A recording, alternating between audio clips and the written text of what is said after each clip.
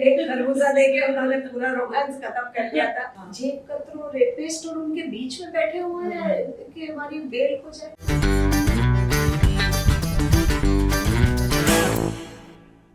एक इंटरव्यू में नंदिता ने कहा था कि जब ओम पुरी जी सीमा से अलग हुए थे तब उनके पास पैसे नहीं थे, तो मुझे एक मंगलसूत्र भी नहीं दे पाए। उनके पास बस एक फ्लैट था जिसमें वो रहते थे मुंबई में, और राजस्थान में एक जमीन थी जो सीमा को दी थी। पुरी साहब के पास पैसा था, अब वो कह दे कुछ भी, क्योंकि इतनी बड़ी इंटरनेशनल फिल्म की थी उन्होंने, सिटी ऑफ जॉय, और इतनी कमर्शियल फिल्म थी नरसिम्हा, है ना, काम बहुत अच्छा चल रहा था पुलिस। बात पैसे की नहीं, उनको क्यों उन्होंने सिर्फ इतना ही दिया, मुझे तो वो भी नहीं दिया था, मुझे तो खरबूजे में निपटा दिया। एक खरबूजा देके उन्होंने पूरा रोमांस खत्म कर दिया था। तो वो तो मंगलसूत्र तो बहुत बड़ी बात है, अच्छी है, सोना दिया।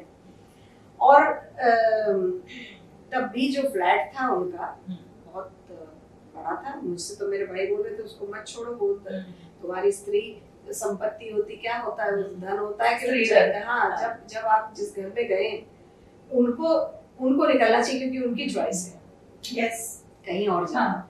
लेकिन मैंने कहा मैं उस घर में रह के करूंगी क्या, जिस घर के मालिक के मन में ही नहीं हूँ मैं, तो जाना ही चाहिए यहाँ से। तो हमने तो बहुत आराम से वो छोड़ दिया। रही बात उनके पास पैसे थे और वो जमीन का जो है वो आप किताब में पढ़ लीजिए, पूरी क्लैरिटी है। इल्जाम लगाना बहुत आसान है। नहीं, मीडिया में आपके बारे में भी बहुत कुछ तब कहा गया था जब इनके डिवोर्स हो रहे थे नंदिता जी के, तो उन्होंने ओमपुरी जी पर तो डोमेस्टिक वायलेंस और उन्होंने उस वक्त, मैंने इसमें लिखा है, उस वक्त उन्होंने जो इंटरव्यूज दिए थे ना, तब कि ये एब्सकॉन्डिंग है और इसका पासपोर्ट जब्त कर लीजिए, पुरी साहब के लिए बोल रही थी वो, और ये है, और वो सीमा कपूर ने फोन पे कहा कि मारो इसको मारो।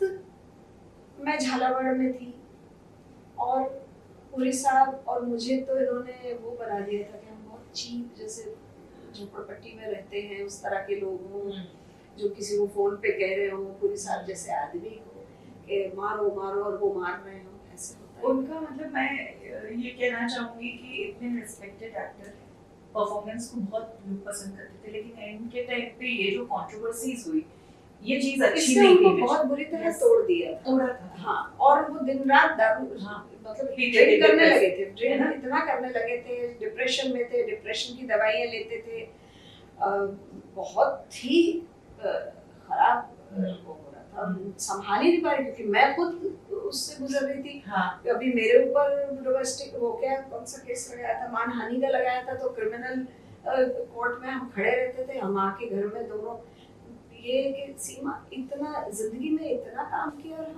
हम जेब कतरो रेपिस्ट और उनके बीच में बैठे हुए हैं कि हमारी बेल हो जाए। अब सोचो कहाँ से क्या है हम लोग, और अपने कहाँ लड़ाई। मेरा ये कहना है कि लड़ाई, मैंने आपको अभी बोला था, गुस्से में और लड़ाई में आपका स्तर देखा था, किस तरह की लड़ाई में भी मर्यादा रखनी पड़ेगी, मर्यादित लड़ाई लड़नी।